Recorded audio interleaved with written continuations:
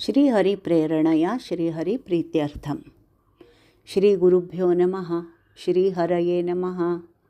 व्यासाय भवनाशाय श्रीशाय गुणराशये हृद्याय शुद्धविद्याय मध्वाय च नमो नमः। न च माधवसमो देवो न च मध्वसमो गुरुः न च तस्य समं शास्त्रं न च तस्य समः पुमान्। प्रथमो हनुमन्नाम द्वितीयो भीम एव च पूर्णप्रज्ञस्तृतीयस्तु भगवत्कार्यसाधकः। आचार्यः श्रीमदाचार्यः सन्तु मे जन्मजन्मनि। अभ्रमं भङ्गरहितम् अजडं विमलं सदा आनन्दतीर्थमतुलं भजे तापत्रयापहम्। श्रोते हो, नमस्कार. आपण जगद्गुरू श्री मध्वाचार्यांच्या जीवनचरित्रावर आधारित श्री पूर्णप्रज्ञ दर्शन या डॉक्टर व्यासनकरे प्रभंजनाचार्य लिखित मूळ कन्नड ग्रंथाच्या मी केलेल्या मराठी अनुवादाच्या अभिवाचनाच्या 91व्या भागात भेटत आहोत. आजचा मुद्दा आहे श्री मध्वांचा संदेश. श्री त्रिविक्रम पंडित, श्री शंकर पंडित आदी गृहस्थ शिष्यांनाही गुरु मध्वांकडून अपेक्षित कर्तव्यांचा उपदेश देऊन त्यांना नित्यपूजेसाठी स्वतंत्ररित्या प्रतिमा देऊन सिद्धांत प्रसार कार्यात भरीव कामगिरी करण्याबाबत श्री मध्वांनी आदेश दिला. त्यानंतर श्री मध्वांनी सर्वांना तीर्थप्रसाद दिला व ते पद्मासनास्थित झाले. सकल सज्जन वृंद त्यांच्याजवळ जाऊन त्यांचे भव्य दिव्य व्यक्तिमत्व डोळ्यात सामावून घेण्यासाठी त्यांच्या समोर आसनस्थ झाले. श्री मध्व आपल्या धीर गंभीर स्वरात संदेश देऊ लागले. प्रिय शिष्यांनो, हे भगवत भक्तांनो, भगवंताने आमच्याकडे जे अवतार कार्य सुपूर्द केले होते ते आम्ही पूर्ण केले आहे. आम्ही आज श्री वेदव्यासांकडे निघालो आहोत. यापुढे आमचा निवास तिथेच असेल. तुम्ही सारे भाग्यशाली आहात.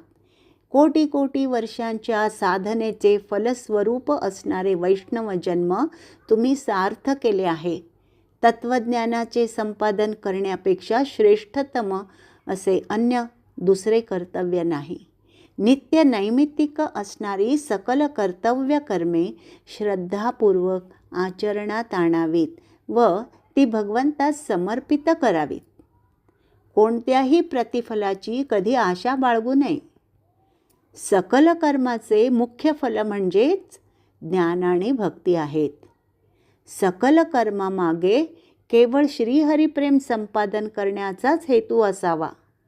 त्यामुळे इहपरलोकींची फळे आपणहून प्राप्त होतात. स्नान, संध्यावंदन, देवपूजा, ब्रह्मयज्ञ, वैश्वदेव आदी नित्यकर्मांप्रमाणे एकादशी, कृष्णाष्टमी आदी व्रतांचेही न चुकता पालन करावे. त्यांचे आचरण करणे जसे पुण्यसाधन ठरते तसेच त्या व्रतांचे आचरण न करणेही पापसाधना ठरते. गुरूंचा, वडीलधाऱ्यांचा मान ठेवावा. त्यांचा आदर करावा. देवतांची आराधना करावी. देवता तारतम्याचे भान जरूर बाळगावे. श्री विष्णू सर्वोत्तमत्वाचे स्मरण सदैव स्मरणात ठेवावे. लौकिक कार्य मर्यादित ठेवून अध्यात्म कार्यासाठी अधिक वेळ द्यावा.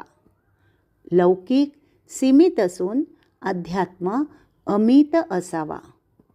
धन केवळ एक साधन आहे, सिद्धी नव्हे. नित्यकर्मांप्रमाणेच सत्य आणि धर्माचे अनुष्ठानही अनिवार्य आहे. सकल प्राणीमात्रांसाठी हितचिंतन ठेवावे. भगवत प्रीती प्राप्त करण्यासाठी जगणे हेच खरे जीवन होय. वर्णाश्रमधर्म शास्त्रविहित आहेत. त्यांच्या पालनासाठी व्यवस्थित कर्माचरण अगत्याचे आहे. परंतु सत्यधर्म हे मूलभूत धर्म होय. त्यांचा त्याग केल्यास वर्णाश्रमधर्मास अर्थ राहणार नाही. ज्ञान भक्ती या गुणांनीच व्यक्ती मोठ्या होतात. या गुणांचा अभाव असणे म्हणजे जणू भ्रष्टाचाराची दुसरी बाजू होय.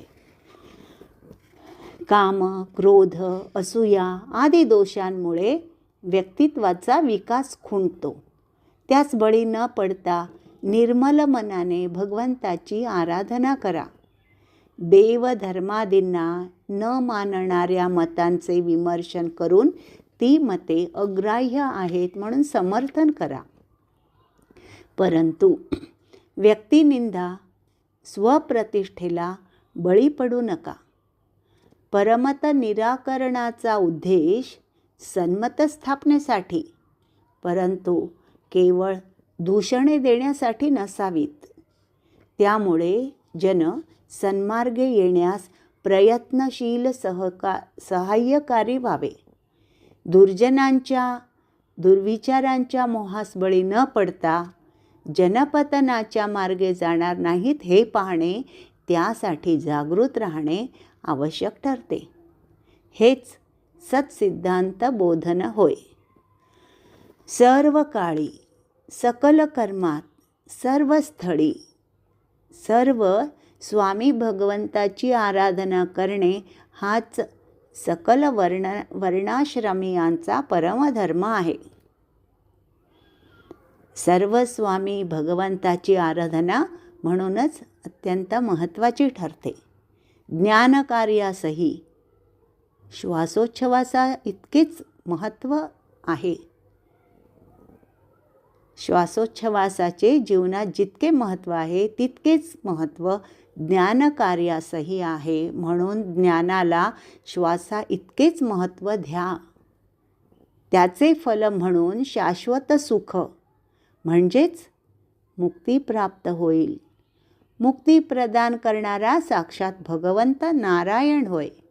प्रीणयामो वासुदेवम हाच तुम्हा सर्वांच्या जीवनाचा मंत्र होवो. आता आम्ही आमच्या गावी निघतो. तुम्हा सर्वांचे मंगल होवो, कल्याण होवो. आपला पुढील मुद्दा आहे उत्तर बद्रीकडे निर्गमन. हा मुद्दा आपण आपल्या पुढील अभिवाचनाच्या भागात पाहणार आहोत. आज आपण येथेच थांबवत आहोत. तोपर्यंत नमस्कार, धन्यवाद. श्री भारती रमण मुख्य प्राणांतर्गत श्री कृष्णार्पणमस्तु. नाहं कर्ता हरिः कर्ता.